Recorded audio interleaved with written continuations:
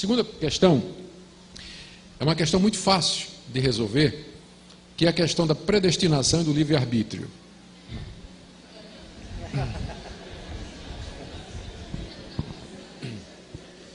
Deixa eu ver como é que eu respondo isso aqui.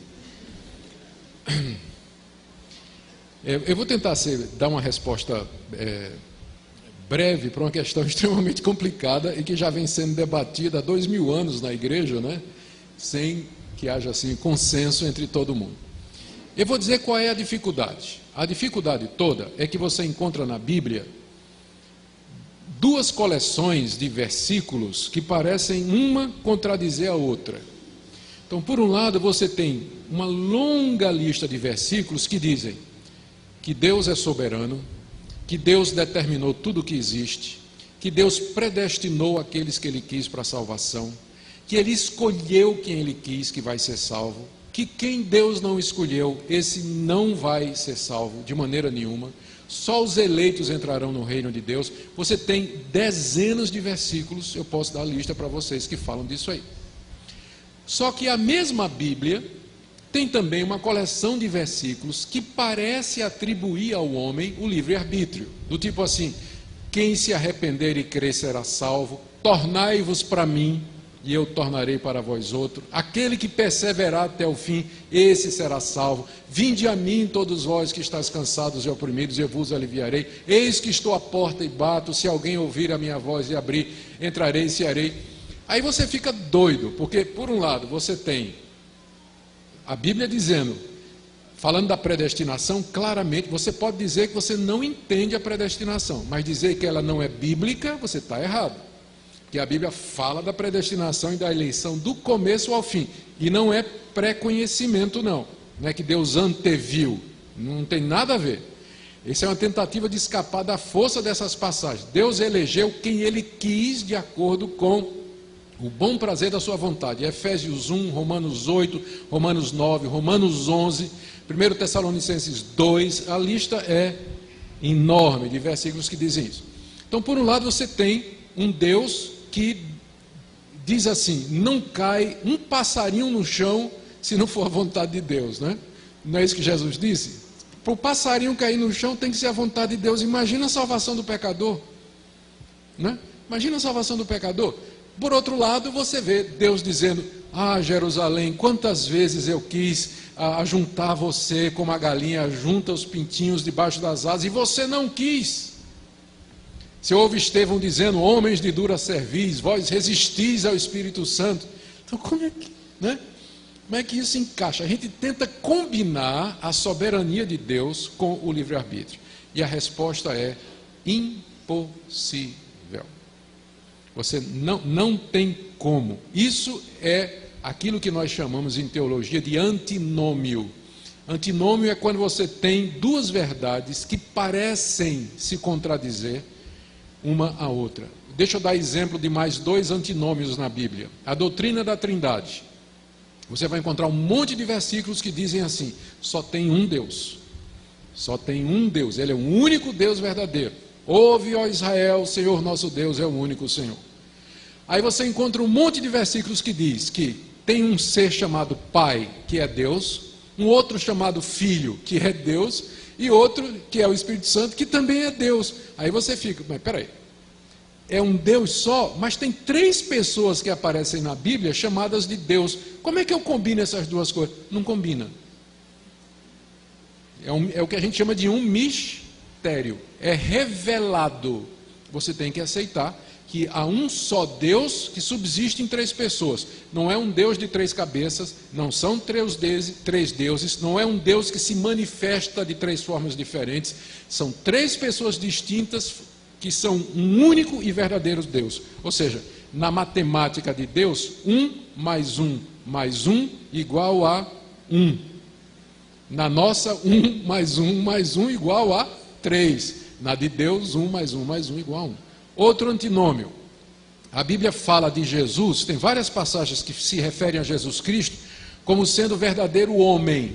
Ele chorou, ele sentiu raiva, ele se entristeceu, ele cansava, ele comia, ele dormia e ele sofreu e ele morreu. tem uma lista de outras passagens que diz que Jesus é Deus, que ele já existia antes de vir ao mundo, que ele e o Pai são um, que ele é o Filho de Deus, que ele é eterno, que ele é onisciente e ele é onipotente. Agora me responda, se ele é Deus, quem é que morreu na cruz? Que Deus não morre. Resposta, não sei. As duas naturezas de Jesus é mais um outro mistério que a Bíblia revela e que a gente não consegue compreender. Não é que é uma contradição, é acima da nossa lógica. É acima, porque nós estamos falando de Deus, que é um ser totalmente outro. Ele é totalmente outro. Então, nós não temos como entender determinadas coisas. Então, a doutrina da predestinação e da responsabilidade humana se encaixa na mesma categoria. Deus é absolutamente soberano, só vai para o céu quem Deus escolheu e chamou. Pode ter certeza disso, é isso que a Bíblia diz. Por outro lado, você é responsável por sua decisão. Se você vai para o inferno, é porque você disse não, é porque você não quis. E se você for para o céu, é porque Deus chamou você. Todo crente de joelho, ele é um calvinista. Porque quando ele está de joelho, como é que ele ora? Ele ora assim, ó Deus, eu te agradeço. Você ora assim, ó Deus, eu... Não, desculpa. Você está de joelho dizendo assim, eu me agradeço porque eu tomei a decisão. Vou para o céu porque eu tomei o livre-arbítrio da forma correta. Eu me agradeço. É assim que você faz quando está de joelho? Não, não. Como é que você agradece? Deus, eu te agradeço porque se o Senhor não tivesse tocado meu coração, se o Senhor não me tivesse dado a oportunidade... Então, todo mundo de joelho é um calvinista. Agora, quando ele se levanta, o que é que ele faz? Chega para o vizinho e diz, se converta, não é isso que ele faz, né? Se converta, se arrependa dos seus pecados. Então, todo calvinista de pé é um arminiano. Agora, veja só, deixa eu contar uma ilustração aqui que talvez ajude mais essa questão. Imagine aqui uma rua, tá? Você tem uma rua aqui, uma calçada, e tem uma porta bem grande, escrito em cima assim, vinde a mim todos vós que estáis cansados e oprimidos, eu vos aliviarei. Aí a multidão está passando, muita gente para, olha a placa, vê o convite, uns, olha assim, vai embora, não está interessado. Outros ficam curiosos por um tempo, bota a cabeça dentro assim, olha, não, quero não, aí vai embora. Aí chega um que para, lê, vinde a mim, aí eu quero, eu vou. Ele entra, e quando ele entra, ele olha para a porta pelo lado de dentro, em cima do umbral está escrito, só pode vir a mim aquele que o Pai trouxer. Não é? Antes de entrar, vinde a mim. Você diz, eu vou. Quando você entra, você olha para trás e diz, eu só vim porque Deus me trouxe. As duas coisas combinam. Elas não se explicam, não há uma explicação lógica para isso. Como é que pode haver responsabilidade num mundo governado por um Deus que predestinou tudo o que acontece? Então isso não cabe na nossa lógica, mas é o que a Bíblia diz. Tá? Então, minha sugestão, ainda bem que ninguém vai para o céu sob a condição de acreditar na predestinação. Tá? Você é predestinado, mesmo que você não acredite, pode ter certeza. Então, ainda bem que sua salvação não depende de você acreditar nessa doutrina. Mas pelo menos não diga que ela não é bíblica. Diga assim, eu não entendo. Eu sei que a Bíblia fala disso, eu não compreendo. Mas eu não posso dizer que é bíblica. Porque é bíblica, está na Escritura Sagrada. A gente só não sabe direito como resolver. As pessoas tentam resolver esse dilema da soberania de Deus e da responsabilidade humana, ou anulando a soberania de Deus, para deixar o homem livre, dizendo que Deus não predestina, que Deus não conhece o futuro, que Deus não determina, e aí eles vão ter que tirar da Bíblia dele um monte de versículos, ou você tem os outros que querem negar a responsabilidade humana, que são os chamados hipercalvinistas, não é? Que dizem que não adianta nem evangelizar, nem precisa evangelizar, porque os eleitos virão de qualquer maneira. Então são os dois extremos que a gente tem que evitar.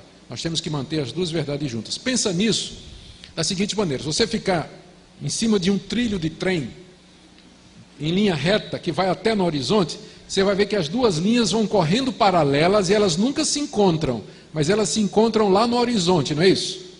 Então a soberania de Deus e a responsabilidade humana são as duas linhas desse trem, elas correm paralelas na Bíblia e se vão encontrar na eternidade, lá a gente vai compreender. Por enquanto, elas estão correndo lado a lado. Não se contradiz, estão correndo lado a lado, mas a gente não sabe como é que elas se relacionam. Tá bom assim? Todo mundo entendeu? Então vocês estão melhores do que eu, porque eu ainda continuo com dificuldade de entender.